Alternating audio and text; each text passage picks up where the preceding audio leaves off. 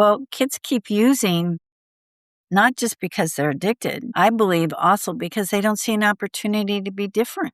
They don't see how life could be better. So let's just keep using and forget about it, you know?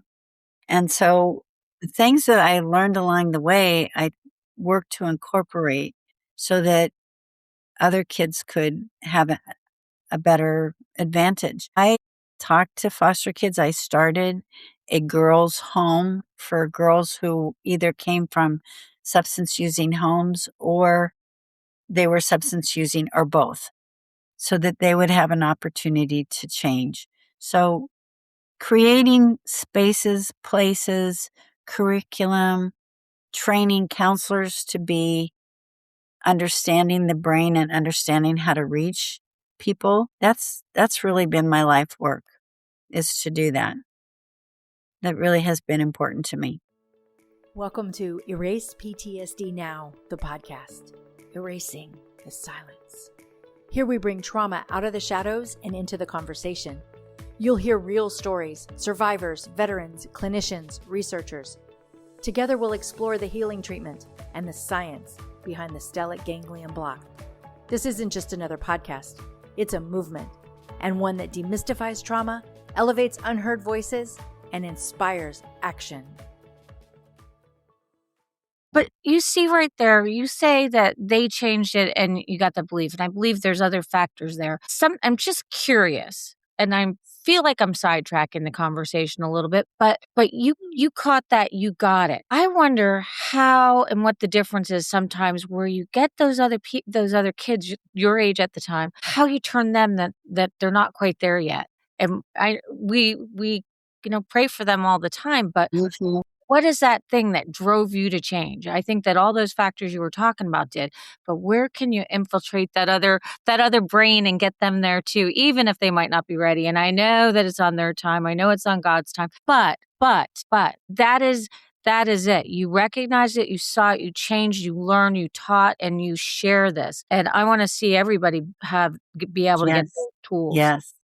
I think it's the spirit and the heart connection. That spiritual piece and the heart coming together. And I've developed youth programs for kids like me, right? And did develop, in fact, in Washington State, to my knowledge, I developed the first adolescent program. And I developed programs where we would take kids out camping in nature for a weekend, right? And we would have their friends, their parents, if they had parents, their guardians, their school teacher, whoever was in their life, we'd have them write a letter, a love letter. This is how I see you. You are a wonderful human being. You have so much potential. Whatever it is that they want to write, it has to be positive. And we tell them it has to be positive. It's like what the Episcopal Church or the Catholic Church, when they do a spiritual retreat, they do what's called palanca. And so I incorporated that into the treatment program so that kids had a chance to begin to see their potential. When I wanted to die, it's because I saw no potential. I didn't see that there was going to be an opportunity. Well, kids keep using not just because they're addicted. I believe also because they don't see an opportunity to be different. They don't see how life could be better. So let's just keep using and forget about it, And so the things that I learned along the way, I worked to incorporate so that other kids could have a better advantage. I talked to foster kids. I started a girls' home years ago for girls who either came from substance using homes or they were substance using or both, so that they would have an opportunity to change.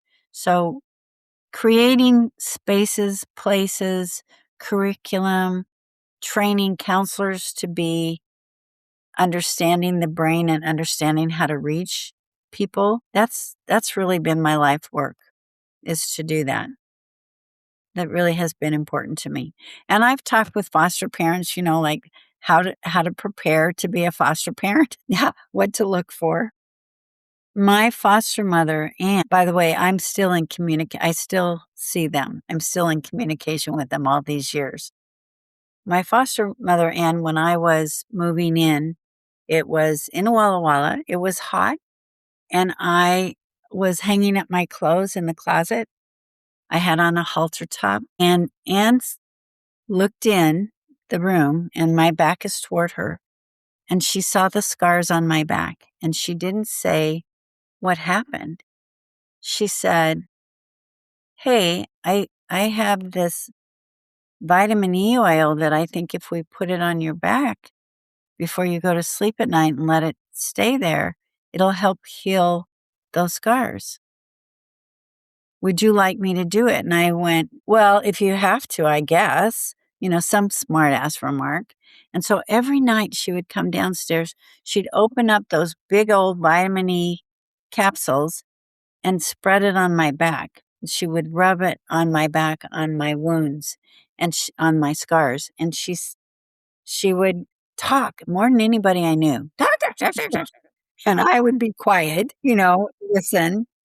But what I learned was, one, how important positive touch is, and two, how important it was to learn how to talk. So she taught me how to talk through things. It took time, and I was in that home for just over 2 years. It healed many of my scars, and inside and out. And so I tell parents, tuck your kids into bed. Don't tell them go to bed and wish them off. Go tuck them into bed, rub their back, rub their head. Give them an opportunity to talk to you, a quiet time, a magical time. And I did that every night that my kids were home and I was home, every night. And now they're adults, and they now have children, babies, and they do it to their kids. I'm right there with you, and if you can't get it that way, a good massage is a pretty good substitute. Right. Just Right. Well, we know that it actually relaxes you and it helps you. We also know that nighttime is a magical time. It's when your brain is the most open, the most ready to hear or to think about things, at the end of your day. And that's why they say pray, meditate as you go to bed, because you'll put that into your brain. When I worked with Vietnam vets who had post-traumatic stress, so I volunteered for 3 years working with Vietnam vets who were severely affected by the war, and some physically as well as post-traumatic. And I would say your brain is trying to make sense of what happened. And it's the flashbacks, the nightmares, the night sweats. It's all about trying to make sense of what happened. So before you go to sleep, I want you to think about what you dream about that's horrific, your nightmares. And then I want you to change the ending. I want you to change it somehow, like that everyone escaped, or everyone survived, or that you were saved for a certain reason, for a certain thing that you're supposed to do. And I want you to change the ending. And they practice that over and over and over again. And some of them were able to move away from the nightmares and the night sweats. Some, it just took a long time. But it was important work because I didn't know what else to do, except I knew what I did to change my nightmares. I changed the ending. I took my power back. And so I told them, take your power back, change the ending. But it's not really what happened. It's not about what really happened anymore. It's about how you're going to see your future. How are you going to see your future? That's what it's about. So you're going to change your ending because now you're an adult person who is able to affect your future. So how are you going to affect that future? And I worked with them we had one guy that had brain damage from the war, and he had a metal plate in his head. They wouldn't give him disability. And I was like, what? So we fought for a year and a half, and he finally got disability, and he got all that back pay from his disability. So instead of working for somebody else, he was able to start his own business with all that back pay. He changed his future. Yeah, it's so investing in people, is so important because you never know what's going to come out of it. You never know if you stick with them and believe in them and trust that you're doing the right thing.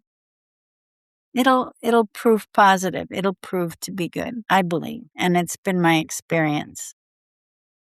Well, and you certainly have a lot to say with experience, and your experience is vast. So your book, Rein the Brain: From Impulsivity to Thoughtful Living and Recovery, focuses on helping people better understand their thoughts and behaviors. Can you talk about the connection between trauma, impulsivity, and recovery?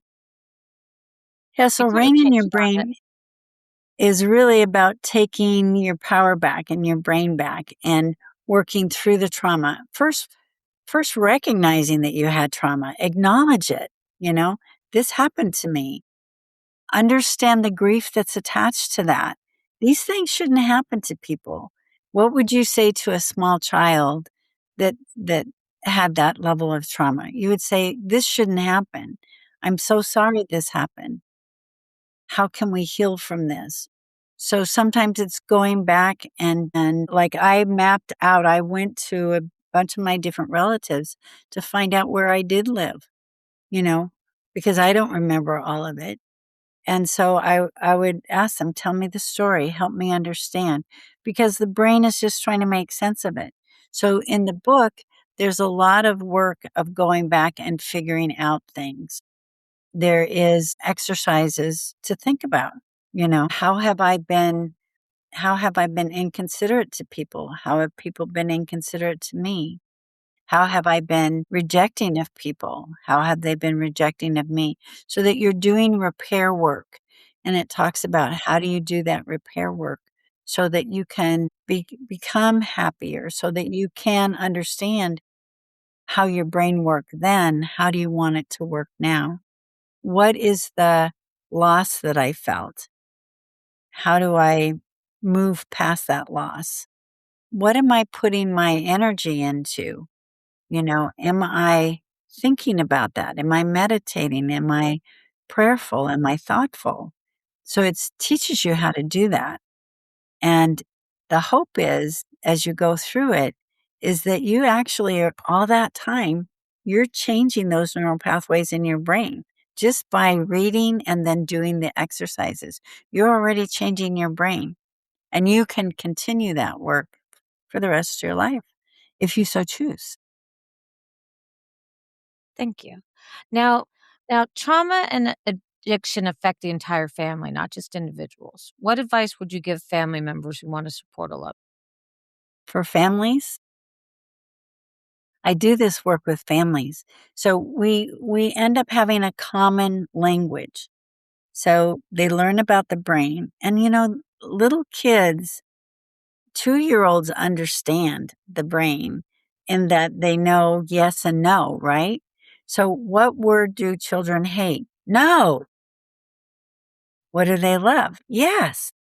So even teaching your children when they come to you and say, Mommy, I want to go swimming. No, you haven't had lunch yet. And then you're going to have to wait for a half hour after lunch. Instead, say, yes, we can do swimming. We're going to have lunch first. Then you're going to relax your tummy for about a half hour. And then we're going to go in the water. So it's reframing language. It's teaching your family, teaching your kids how to talk from your frontal cortex instead of your limbic. So in the book, there's all kinds of phrases that are limbic. You know, don't you ever, if you ever do that again, I'm going to, all these limbic phrases that cause your brain to go crazy and that bring up any stress that you have or post traumatic, it irritates the brain. So it's learning how to soothe the brain, how to romance the brain. So I really like to call it romancing the brain. I like that. Yeah. That's interesting. And I like the way you rephrase the no to a yes but these little debaters can win the parents over pretty quickly anymore.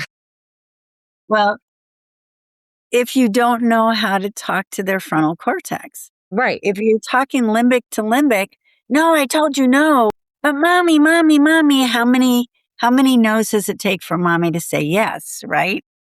So that's what they're looking for. And it's like, okay, I'm complete with this conversation with you. I've said no. I've said yes. This is how we can do it. So yes, this is how we can do it. And there's no more discussion for me. I'm complete. So if you want to do it, then this is how we do it. It's up to you. I feel like I just got a lesson. I'm getting ready for the grandkids. Yes. All right. Now, somebody that's influenced policy, education, and treatment programs nationally, what changes would you most like to see in the future of addiction treatment and trauma-informed care? Yeah. So I've been very blessed to get to work in Washington, D.C. I was the executive director for NAADAC for over 19 years. And during that time, a lot of public policy. And even before that, when I was on the board of NAADAC, before I ever worked for NAADAC, I started the public policy movement for NAADAC because I said we need to advocate for funding. We need to advocate to reduce stigma. And so NAADAC started Treatment Works, and that later SAMHSA took over as Recovery Month, worked to set up. So, different professions already had what was called minority fellowship money, where you could get money to become a social worker or mental health worker or addiction nurse. You would get funding to help you go to college because you were working in those spaces. They didn't have it for addiction counselors. So Dr. Clark, who used to work at SAMHSA, mentored me on how can I change this? How can we get Congress to allocate money for addiction careers? And it took 8 years, but we got that in Congress, and it's been funded ever since. And we've probably, I don't know the exact number, but I'm guessing it's over 800 addiction counselors, 1,000, I'm not sure, That is that have fantastic. been funded. And then helping to write legislation, helping to write the codes after legislation. So we fought to get money through HRSA, the Health Resource Service Administration, to help fund scholarships, right? And loan forgiveness programs. And then I got to help write the criteria. Then I got to go to other countries and help other countries write policy and procedure, trained counselors. I wrote manuals that now I wrote parts of full manuals and parts of manuals that now are being used worldwide to train people to become addiction counselors. I'm like, thank you, higher power, for giving me this opportunity to affect other countries. I've worked in over 30 different countries. I feel really blessed. Like, who am I? This little bratty kid, you know, who am I to get to do this? It's like unbelievable what that, and my last caseworker, when I was graduating from high school, she asked me, well, what are you going to do? I said, I'm going to go to college. She goes, what are you going to study? I said, I'm going to become a social worker. She said, no, you're not. You're not smart enough. You're not, Ouch. and I'm not going to sign your tuition and fee waiver, because as a foster kid, they have to sign your paperwork so you can get a tuition and fee waiver. And I was so mad, I cussed her up and down in English and Spanish. And then my foster parents, they were gone on vacation. They called that evening and said, how's it going? I said, well, you're not going to be happy with me because I cussed up my caseworker. And they said, well, why did you do that? And I told them why. And they said, well, we probably wouldn't have cussed her, but she was wrong. And when we get home, we're going to go see her supervisor. That's when I learned how to advocate. That's when I learned that people who don't have a voice need to have a voice, and Yes. somebody needs to teach them how to have that voice, because what I knew how to do really well was cuss. What they knew how to do really well was to talk to the frontal cortex. So they taught me just by their example. And then with NAADAC and with other groups, I've worked with other international groups with addiction counselors. We work together to train people to be the best counselors that they can be and to encourage them, because it's a tough job. It I is a will tough say job. it's a And tough job. and I don't However, I don't look as a job. It's my mission. It's what God has given me to do with my life. I'm blessed to be alive. I'm blessed to be in this space. So I'm going to give it my best. I'm going to I don't give up on people, by the way. Even my mother, I didn't give up on. I tried to get her to go to treatment. She ended up dying from an overdose, but I tried until 6 months before her death. And I didn't know she was going to die. Of course, it was an overdose, but I tried everything I knew how to do, and to learn how to love her. Who she was finally my last lesson. I'm not going to change her. And the last time I saw her alive, it was Mother's Day weekend. And I went to go see her with my kids. And I had told her, if you start acting out, I'm leaving with my kids. I'm not going to expose them to that. And I had talked to so every good counselor needs a good counselor. And I talked to my counselor and she said, Cindy, why don't you just try just being with her? Don't talk about her disease. Don't talk about these things. Just be with her and try to enjoy her. So I went, and my mother was a professional ballroom dancer. That was, when she lived in Los Angeles, that was one of the things she did. So I said, Mother, I don't remember how to rumba. Will you show me how to rumba?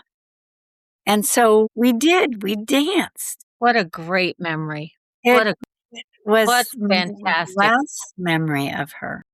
Now, okay, this is very hard for probably a lot of people to understand, but I think you probably do. Your mother loved you, but in a way that didn't express love to anybody's understanding. How long did it take you to understand that? Oh gosh, it took me so long. I had to understand first that she didn't mean to do what she did the best she could with what she had at the time. That took years because I had to explore what was her childhood. She was sexually abused by her father. She got pregnant early in life. She started using at the age of 14. So as I dug into her history, I began to understand who she was, understand pieces anyway, and understand that she probably was bipolar undiagnosed. And that was also part of her story. And it helped me to put pieces together to understand her and to begin to accept her. It took I was over 30 years old by the time I accepted her and understood. And all this time I was also doing the mapping, like where did I live? Who did I live with? What was happening with, my brother sometimes ended up in a different home. My sister always ended up with that side of the family. Why did she always get to end up in that side of the family? It took just so much counseling myself, getting counseling and understanding and doing research. Family reconstruction was really important to get to that place. Now I believe every parent does the best they can with what they have at the time. She was toxic. She didn't have the ability to think it through. When she would get angry, or she would hit, or she would be inappropriate sexually, she didn't know who she was at that time. She was toxic. Does that excuse it? No, it just makes sense of it. Right. You know, it just Right. helps my brain to go, that's what was happening. It was not about me. Kids always think it's about me. I'm a bad kid. I'm a bad seed. And then when you have other family members telling you, oh, you come from a bad seed or you're going to be a bad person like your mother, then you begin to believe that. And so it takes some time to unwrap that and rewrap yourself around who are you going to be? How are You you going to be? you literally broke the cycle of abuse in your family. Now, let me ask you this. It's our signature question. The first step to erasing the silence around trauma is. You gotta acknowledge that it happens. It happens in every family system. Somewhere along the line, it probably happened to somebody. And then you gotta recognize that it happened to you and then take the blame and the shame away, right? No blame, no shame to the person it occurred to. And that's where we get in trouble. We blame and shame the victim instead of helping them to understand. And then we help them talk about it. Every time somebody tells their story, it's a healing process. Every time they tell their story about what happened, and I can't remember everything. And I used to go to my counselor and say, do I need to remember everything? Different counselors would tell me, you're never going to remember everything, but your body does. Your body remembers. And so when you find yourself getting intimate, when you recoil, understand that's your body memory. It's responding. Something triggered it. So make sure you tell your significant that you're with, your husband or whoever your significant is, I have body memories from abuse. I may push back. I may recoil. I may push you away. That's not how I want to be. That's a body memory. So let's talk about it when it happens. So it's also being kind to yourself, right? Understand these things are true and be kind to yourself. This is what happened.